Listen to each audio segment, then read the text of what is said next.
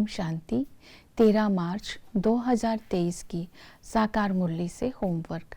आज की मुरली से हम लक्ष्य लेंगे श्रीमत पर चल श्रेष्ठ बनने का पुरुषार्थ करना है। श्रेष्ठ बनना अर्थात श्रेष्ठ स्मृति में रहना, श्रेष्ठ धारणा और श्रेष्ठ कर्म।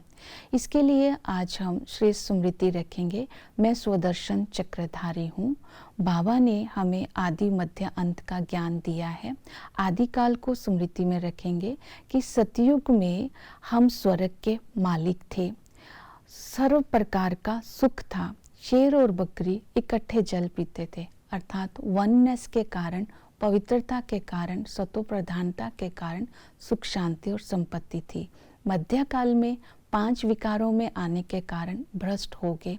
तो तब भी हम अपने पूज्य स्वरूप को इमर्ज करेंगे कि भ्रष्टाचारी श्रेष्ठाचारी देवताओं के आगे माथा टेकते हैं, अर्थात हमारी जड़ यादगार अभी तक भी है।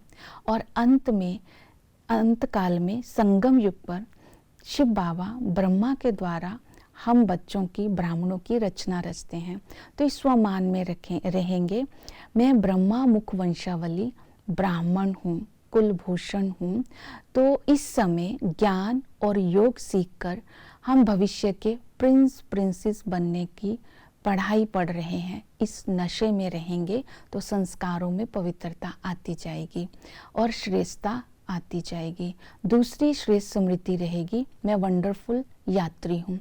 वंडरफुल यात्री इसलिए कहा जाता है कि यहाँ ना कोई धक्का खाना पड़ता है, ना कोई विकार होता है, ना किसी प्रकार का बुरा संस्कार होता है।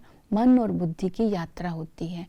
बाप को याद करते करते कलयुग की रात बदल सतयुग का नई दुनिया या नया दिन आ जाता है।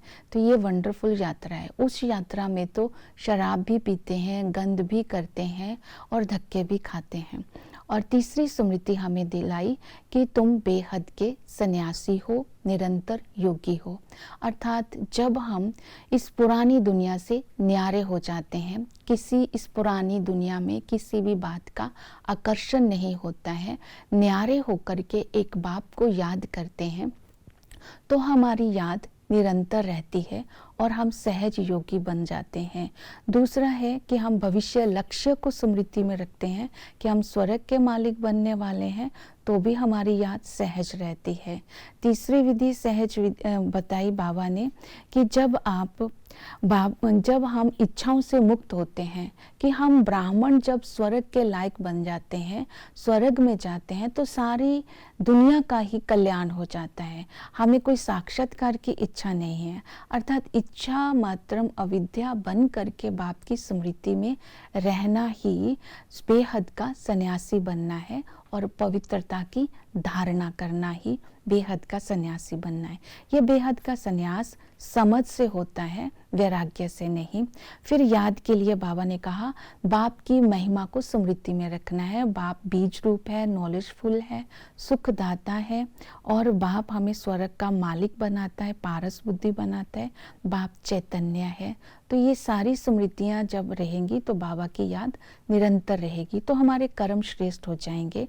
कर्म श्रेष्ठ कैसे होंगे? जब हम सबको देवताओं समान सुख देंगे और किसी भी बात के कारण को मर्ज करके निवारण स्वरूप बन करके रहेंगे, तब हमारे कर्म श्रेष्ठ होंगे। ओम शांति।